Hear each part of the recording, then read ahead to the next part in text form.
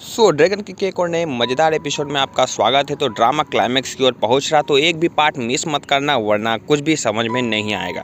चलो बगैर किसी तरीके स्टार्ट करते हैं हमारा एपिसोड 33।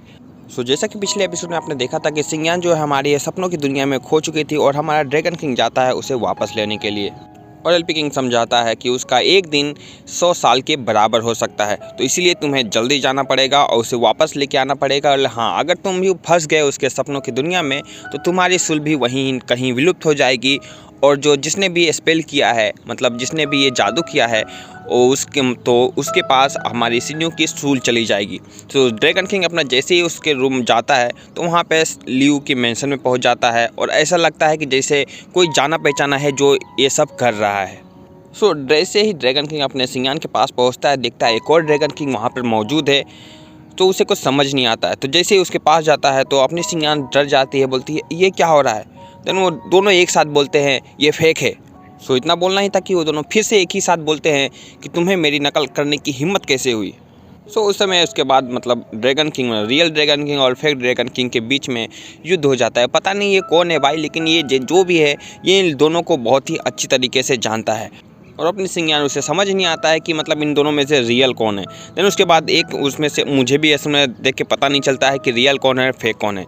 उसमें से एक ड्रैगन किंग अपने सिंगयान के पास जाता है और बोलता है चलो मेरे साथ, लेकिन तभी वहाँ दूसरा ड्रैगन किंग आके उसे हटा देता है और अपनी सिंगयान को लेके फिर दूसरे, मतलब वो तो सपने में ही होती है, तो उसके दूसरे सपने में लेके चला जाता है जहाँ पर वो फिर से उसे बोलता है वाह, ये मतलब उसे तो कुछ पता नहीं चलता। फिर जैसे ही वो फिर वहाँ से जैसे उसे लेके जाने लगता है, फिर अपना रियल ड्रैगन किंग आ जाता है। फिर वहाँ उसे मेरे को समझ नहीं आता कि असल में रियल कौन है। ठीक है, तो जो भी था वो ये जानता है कि अपनी चिन्यू का जो और लियू का जो भी है सपना क्या था, वो पिछले जन्म में क्या थी, उसे सब कुछ पता है। तो जैसे ही वो मतलब एक दूसरे को समझ नहीं आते, वो लोग तुरंत डायमेंशन चेंज करते रहते हैं, ड्रीम चेंज करते लगे। तभी अपना ड्रैगन किंग ऐसी जगह पे लेके चला जाता है जहाँ पे उस नकली ड्रैगन किंग को पता नहीं होता है कि ये कौन सी जगह है। तब वो आके सीधे बोलते अरे ये कौन सी बकवास सी जगह है।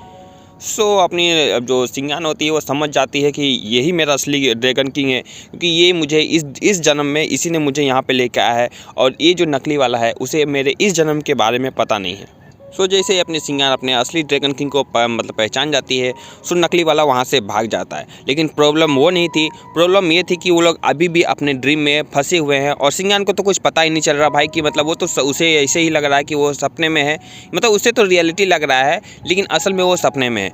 तो ड्रैगन किंग भी यहाँ पर थोड़ा सा उलझ जाता है जब अपनी सिंगयान बोलती है मुझे फायरफ्लाइज देखना है, और साथ ही साथ ये बोलती है कि क्या हम लोग यहीं रह सकते हैं, ये कितनी खूबसूरत सी जगह है।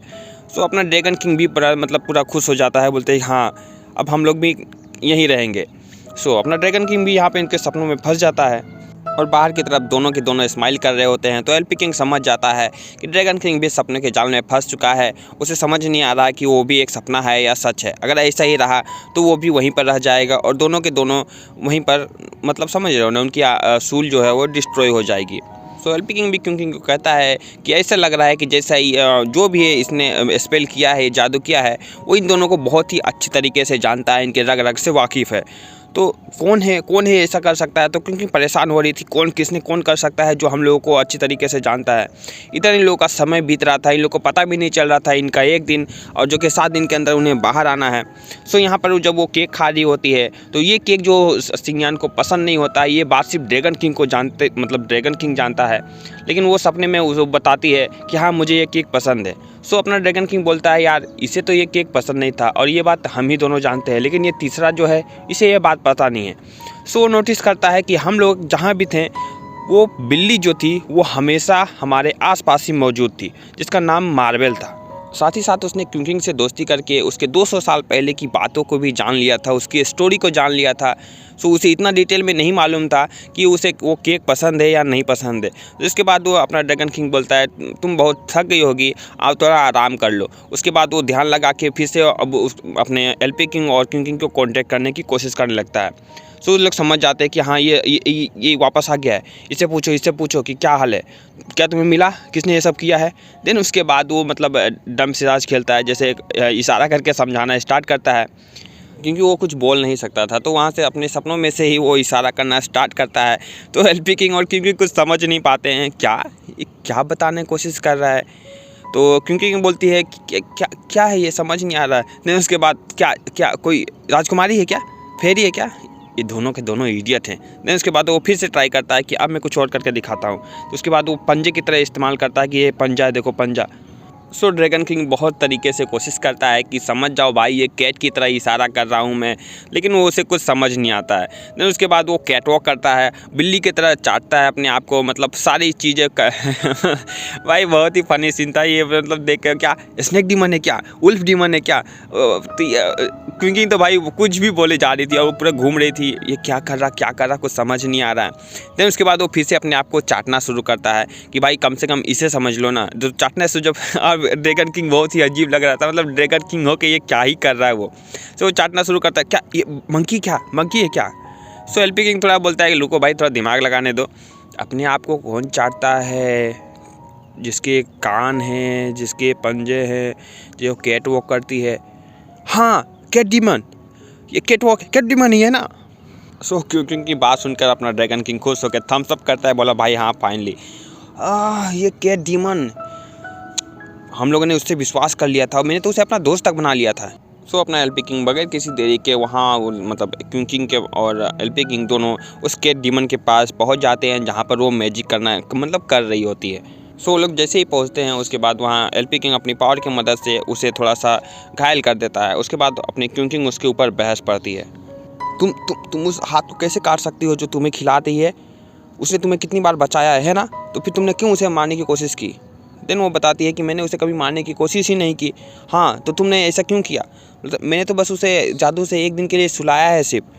सो एलपी किंग समझ जाता है कि असली गुनहगार ये नहीं है, इसे कुछ भी मालूम नहीं है, बस इसका यूज़ किया गया। लेकिन जब वो पूछता है कि इस असली मुजरिम कौन है, किसने ये सब तुम्हें सिखाया है, सो उसके बाद अचानक से उसके शरीर में बदलाव होने जाते हैं। ऐसा लगता है कि जैसे कोई उसे मारने की कोशिश कर रहा है। तो अचानक से अपना एलपी किंग देखता है कि वो ब्लास्ट हो जाती है। सो उसके बाद वो बोलता है कि हमारे पास जो क्लू था वो भी चला गया है। इन सब के पीछे जो भी आदमी है वो बहुत ही निर्दयी है, वो उसने ज़रा से भी उस कैट डीमन पर रहम नहीं किया है। तो उसके जैसे ही कैट डीमन मरती है तो उसका पावर जो होता है, इसका स्पेल जो होता है वो ख़त्म हो जाता है और अपना ड्रैगन किंग सपने में से बाहर आ जाता है। उसके साथ साथ अपनी सिंगयान भी आ जाती है। सो सिंगयान जैसे ही सपने से बाहर आती है उसका सर दर्द करने लगता है और बोलता है कि यूची तुम्हें पता है मैंने कितना लंबा सपना देखा है, बट वो सपना बहुत ही खूबसूरत था। जो अपना ड्रैगन किंग बोलता है भाई सपने की मत सोचो, तुम यहाँ 6 दिन से बीमार थी भाई, क्योंकि उनका एक सपना भाई वो। उसके बाद वो बोलती है नहीं मुझे तो जाना पड़ेगा, मेरे मास्टर मुझे खोज रहे होंगे। सो उसके बाद ड्रैगन किंग बोलता है मैं चलो तुम्हें छोड़ के आता हूँ। उसके बाद वो उसे लेकर जाने लगती है, मतलब अपना ड्रैगन किंग उसे लेकर जाने लगता है। सो फाइनली इन लोगों को अलग होने का समय आ जाता है। तभी वो एक जब मैजिक करके दिखाती है, बोलती है मैंने ये तुम्हारे लिए सीखा है। तो जो फायरफ्लाइज ड्रैगन किंग अपनी सिंगयान के लिए, अपनी लियू के लिए करता था, अब अपनी सिंगयान जो है वो करके दिखाती है। बोलती है कि मैं हमेशा तुम्हारे साइड रहूँगी। तभी अपना ड्रैगन किंग बोलता है सिंगयान, तो वो कुछ बोलना चाहता है, फिर वो बोलता है कोई नहीं तुम जाओ, अपना ध्यान रखना, ये जो बात है मैं उसे उसके बर्थडे पर ही बताऊंगा। सो वो जैसे पहुंचती है तो वो बहाना भी बताती है कि मैं उस कैट डीमन के पीछे गई थी जो कि मैंने उसे मार दिया है। तो उसके मास्टर बोलते चाहे जो हो जाए तुमने गलती की है और तुम्हें सज़ा मिलेगी।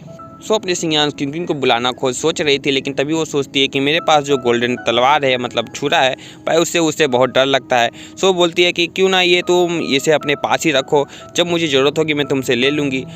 और दूसरी तरफ हमारा गॉड ऑफ फेट जो होता है ड्रैगन किंग के पास आता है और बताता है कि एलपी किंग की जो पिछली यादें थीं उसे मैंने बहुत ढूंढा तो मुझे फाइल मिल गया है, जो मुझे रिकॉर्ड्स में उसका मिल गया है। और मुझे देखो ये क्या मिला है, उसे सज़ा दिया गया था कि कभी भी क्वीन किंग और एलपी किंग साथ में नहीं रह सकते हैं, उसे हमेशा के लिए अकेला रहना पड़ेगा, उसे ये सज़ा मिली हुई होती है। सो अपना ड्रैगन किंग जब देखता है तो उनका नाम भी अलग होता है पिछले जन्म में, जहाँ एलपी किंग का नाम लोनली स्टार था और दूसरी तरफ क्वीन किंग का नाम ब्लू सेलो करके कुछ था।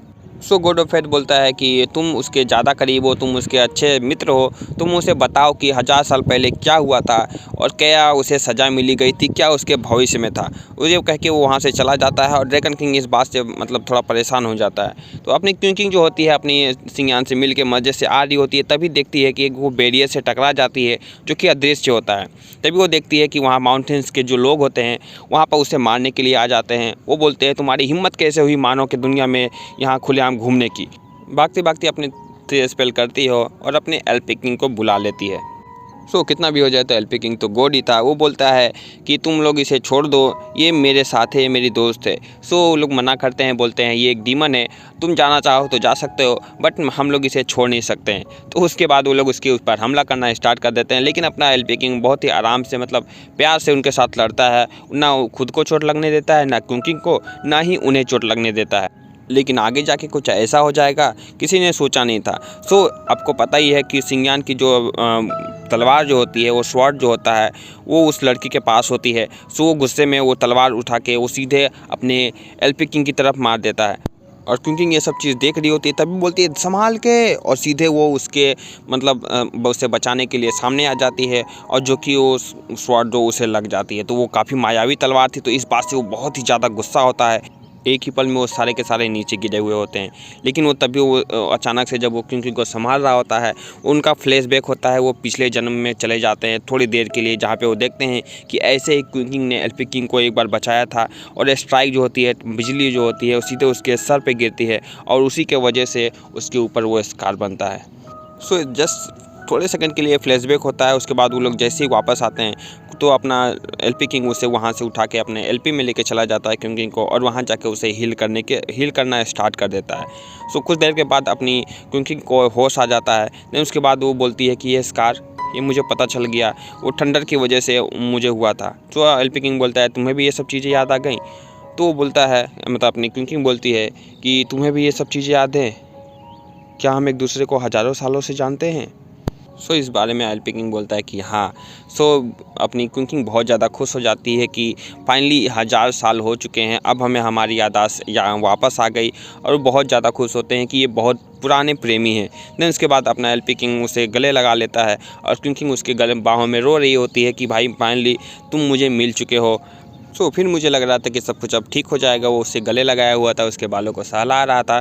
तो फिर उसके बाद वो थोड़े से रोमांटिक हो जाते हैं, क्योंकि ऐसा सीन ही है भाई, यहाँ तो किस होना बनता है। तो फाइनली पहली बार दोनों किस करने जा रहे थे। तो जैसे ही अपना एलपी किंग अपने कुकिंग को किस करता है, तभी एक बिजली का स्ट्राइक जो आता है उन दोनों के ऊपर आके गिरता है। सो कुकिंग तो भाई अपनी बेहोश हो जाती है, क्योंकि वो पहले से ही कमज़ोर होती है।